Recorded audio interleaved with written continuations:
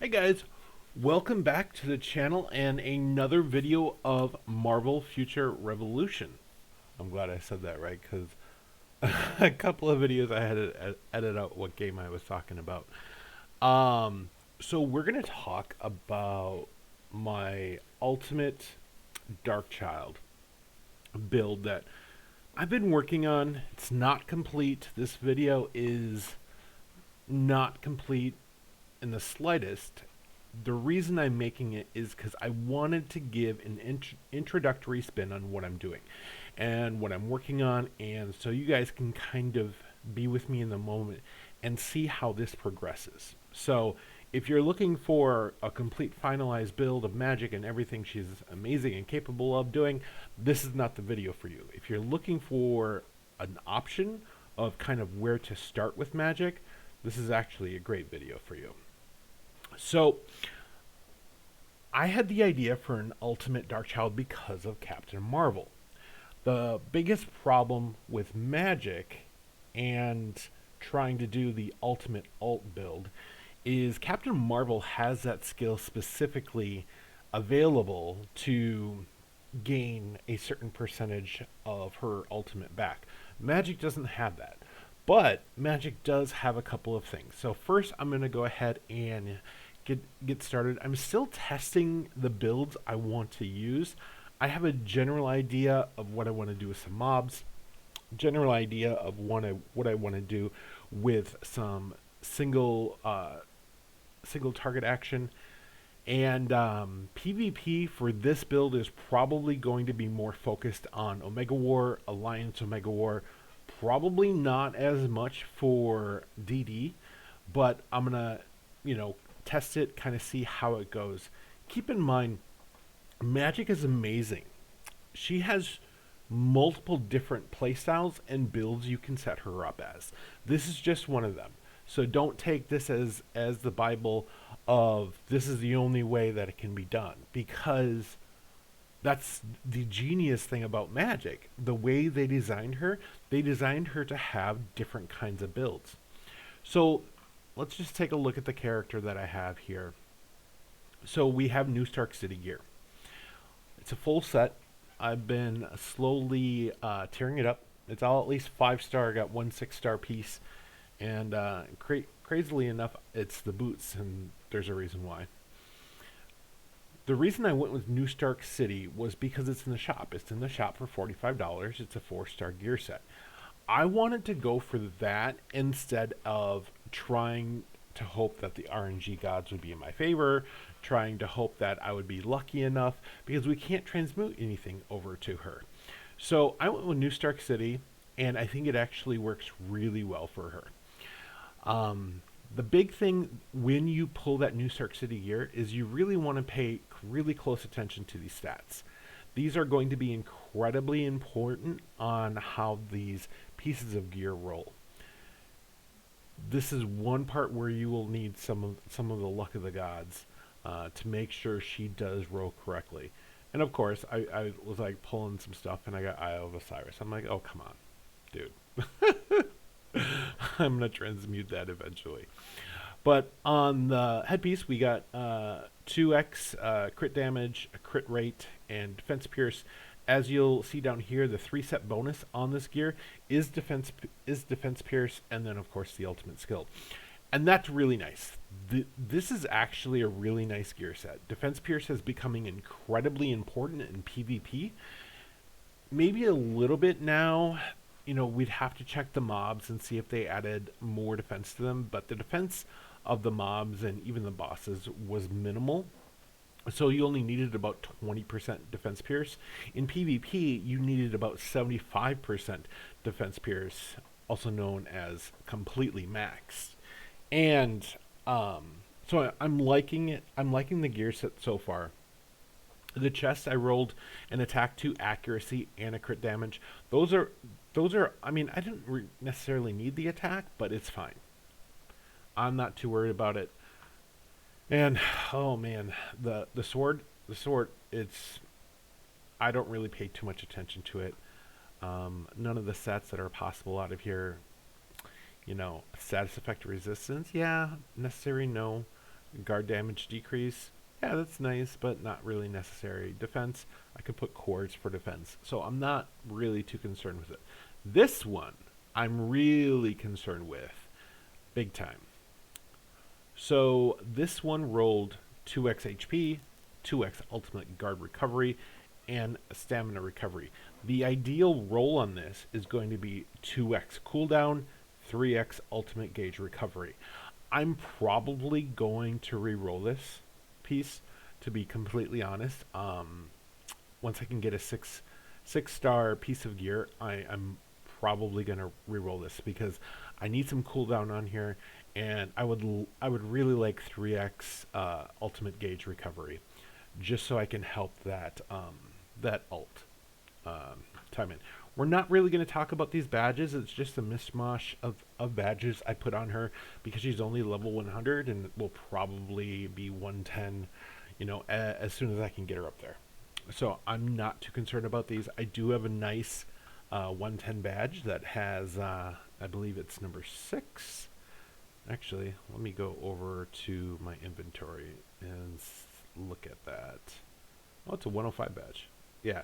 This one is not bad. This is a 2x ultimate gauge and 2x stamina recovery. It's a 105 badge, so I'll probably end up, maybe using this until I can get a good 110 badge with some ultimate gauge recovery. But I'm just trying to stack that as much as possible. That's really what's going to help us a lot with being able to stay in Darkchylde for as long as possible.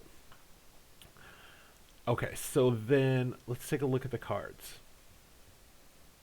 So most of these were Captain Marvel cards. I did start pulling some cards to see what I can get.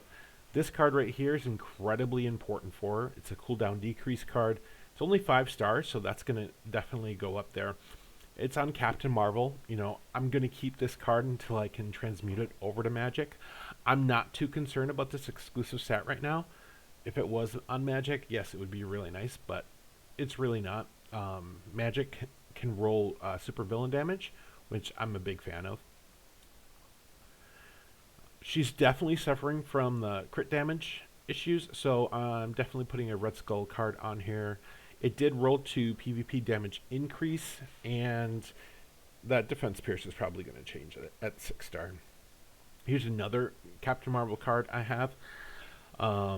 So this one is only available in the Dark Zone, and that's changed now. You can't get it from bosses. You actually have to go to the Dark Zone shop and get random cards from the Dark Zone shop and hope that you can actually pull this card, or it's available in regular Omega card pulls. This card is so incredibly important for Magik. It is an absolute must, just like that Doctor Strange card is. Because of that ultimate gauge recovery being almost at 12%, that's going to go up at a 6 star to be even higher. Then I have a crit rate card. Once again, this was Captain Marvel stuff. That one will definitely change. This is another, I believe, Dark Zone card. Yes. So the problem is it's going to be really hard to repull this from Magik, so I might just keep that until I can transmute it. Kingpin supervillain damage card, really big fan of these. They do a lot of damage. And then I do have some PvP decrease on this Crossbones card. Once again, just trying to increase that critical damage. These are the cards I'm kind of going with right now. This Kingpin card, this is for PvE primarily, so I will probably switch this out when I do a PvP setup. And I'll be probably looking for an accuracy card or a defense pierce card if I need it. Magik has so much defense pierce built into herself that I'm not sure if I'm going to need one or not. It's possible. Maybe I can roll some defense pierce in some of the card stats. But for right now, this might be accuracy or defense pierce. All right, so let's take a look at the potential. So one big thing I am going to focus on in my build is a lot of HP. I'm trying to build up as much HP as possible because I am rolling with that spec right now. I have to test it further to kind of see if it's worth the payoff, But right now, I mean, I think she's over 110k in health at level 100. But definitely went for the attack and defense. At tier 2, just went for the HP, and these two are at 0. The defense pierce is definitely going to be nice. Like I said, it's really built into Magik a lot. Then I went for the stamina recovery and HP. This one is really big. I noticed her running out of stamina just rolling through her traditional skills, not Darkchylde. And Darkchylde really drains that stamina. So I am going to be keeping an eye on that. I believe there is a stamina spec. I have not unlocked that one yet, but I'm going to take a look at that. And then accuracy. Accuracy is going to be very big for Magik. I would say maybe some of this build. However, if you're doing a lot of soul sword skills and you're doing melee attacks and you're doing PvP, you're really going to want to make sure those skills land. People are saying they land, people are saying they don't land in PvP. I haven't tested it yet myself, but I would highly suggest getting some accuracy if you're going to go that direction. We have some total damage I haven't done too much with. Definitely went for the ultimate gauge recovery on her, and working on some more of that HP over here for her potential. Bought up a lot of that potential. So let's take a look at the specs. So there's definitely some good options in the specializations. Of course, the very first one I went for was increases ultimate skill gauge recovery speed by 26% for 5 seconds when using a dark magic class skill cooldown. Now, when I go through my skills, you'll see that there is a dark magic skill in the 1 spot and a dark magic skill in the 5 spot. There's a reason for that. I'm trying to get them to kick over into each other, and it's not a smooth process right now, but if you're playing manually, it probably would be. So just keep that in mind, that will only trigger when you're using those dark magic skills. The other big one I'm just testing out is converting HP into attack. That's why I'm stacking so much HP, is so that it can stack my attack as well. That I still have to test. I'm not a big fan of just straight out attack stats. I like a lot of crit damage, crit rate, that sort of thing, because I've been a Black Widow for so long. So definitely want to test that out. I am not unhappy with my build so far. The one I'm going for right over here right now is that decrease all skill cooldown. That is incredibly important. So the big thing with this build is ultimate gauge recovery and cooldowns. Magik has some really long cooldowns, especially when you activate Darkchylde. They are going to have some very big cooldowns, and you want to do whatever you can to mitigate those cooldowns. And so as much as you're mitigating those cooldowns, you're going to run into the stamina issues as well. So making sure you're working on that stamina. And this might be a really good spec.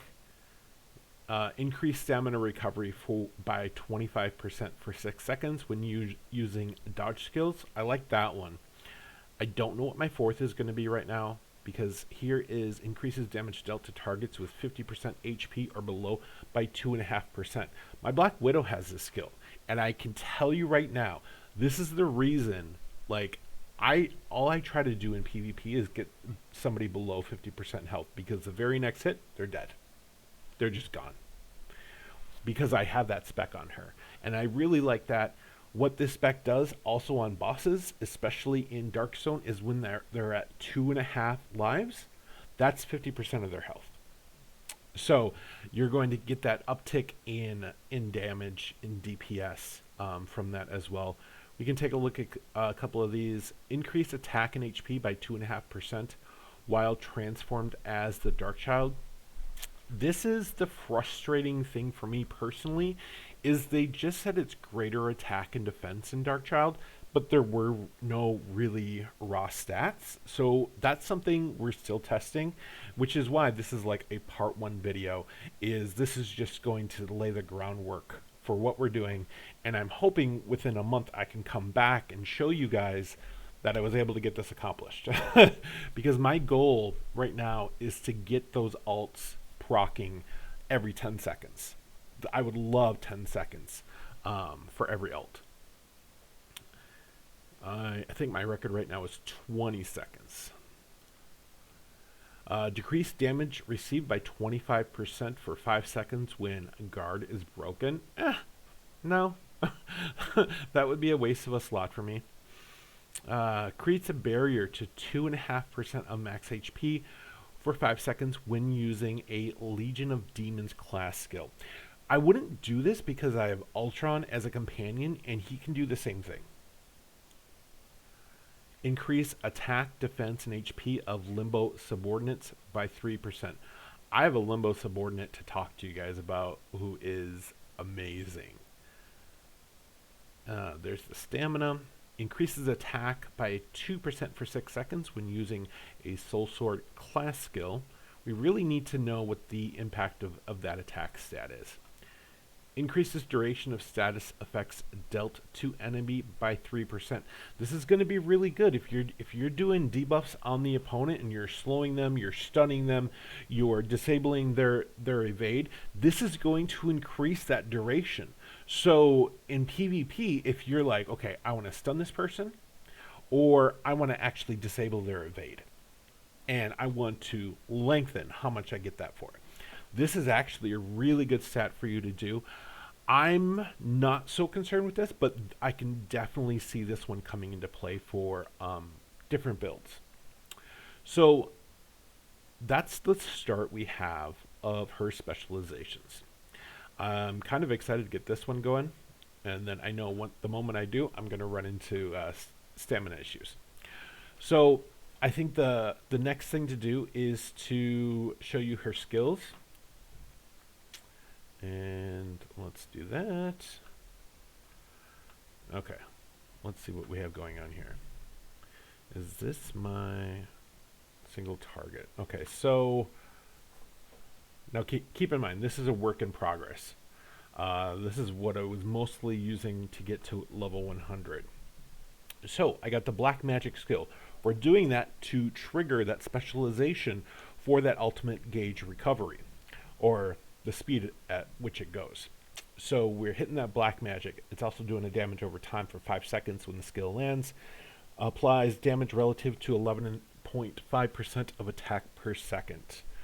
472% at, I believe this is at max. No, this is only level 11, so that's going to go a little bit higher. Alright, guys, I went through like 6 million gold just by doing magic. It's a little nuts. Alright, so the second class skill is we are summoning the Limbo Commander. Applies 51.5% of Magik's attack and transfers 15% of damage received to summoned allies for 15 seconds. This is incredibly good. I was using this summon and I'm like, man, why is she so bulky? She's like barely taking any damage. And Tiny Elephant in my alliance, he's one of my deputies, he's like, well, you know, when she's in Darkchylde, she has higher defenses. I'm like, no, but it's outside of being Darkchylde. And then I was like, and then I saw, let's see, what did it say? Damage transfer on the screen. I'm like, no. That was so good.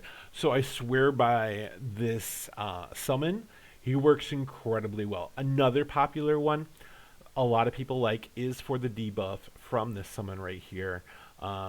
Increases damage received on the opponent by 20%. But I swear by this one right here. So that's my second skill. Third skill, I'm going to go for a Soul Sword attack. I was actually using some of the... Actually, right here. Who was I using? Not them. I was using them just because the damage was so high. But look at that stamina cost. That stamina cost and that cooldown are huge. They do a lot of damage, but it's only really good for mobs. If you're fighting a raid or if you're fighting in DZ, this isn't going to really work really well. If you're in training grounds, this could actually work really well if you're mobbed with a lot of mobs around you. So I actually dropped the skill because of that, and I went to this soul sword skill. I like this skill. It's very much like this skill right here. It's leaving where you are on the field and teleporting to the opponent and attacking them. I can see these types of skills being really valuable in DD, even even in Alliance, Omega War, and Omega War because of people who are runners and being able to teleport to them as quickly as possible. So we have this skill right here, and I did get it up to level 15. Then the fourth skill we have is another Soul Sword attack, and this one is doing 1,748% damage, and it's just a nice hard attack. Now keep in mind this is just mainly for PvE. I'm sure like you would probably need to use Yondu before you do this because I can see players, really moving away from this. And then of course, black magic on the fifth skill. And if I really want to be, you know, technical, I could probably move this to the fourth skill so I could actually get more time out of it because once this fires, this is firing. So I'm definitely going to want to move these around and kind of see where I should be firing off dark magic skills. But of course, we're firing off black magic, dark magic skills to trigger that ultimate gauge. So that is the work in progress I have so far. I'm going to go ahead and I know if I go into DD, I'm going to get just brutalized. So I'm going to go into the training grounds. And let's take a look at what she can do with that skill set.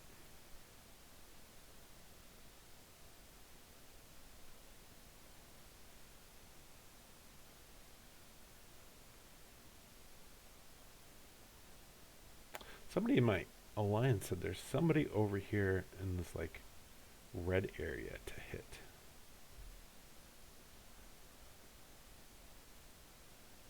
Oh well, I'm not going to go over there. I'm going to go... Let's see who we run into.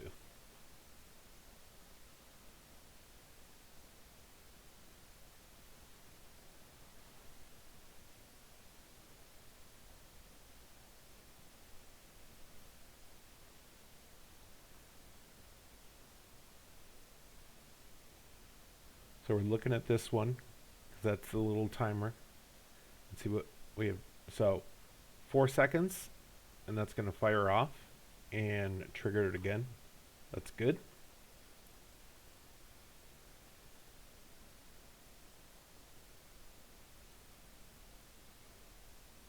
That's good. And we're in Darkchylde.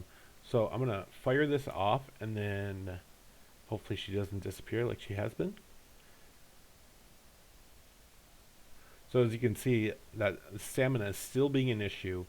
I mean, that cooldown 25 seconds on that skill, even with the little bit of cooldown I have on her already.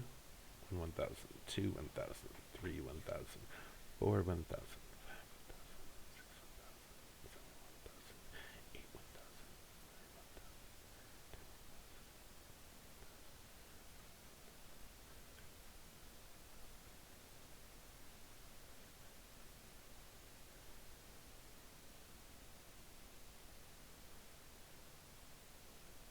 Yeah, so she's still at about... It's hard to gauge that right now because there's not a lot of opponents on the map, and she's still around 20 seconds between ults, and so that is something I'm going to be working on, going forward with her, is trying to get that locked down.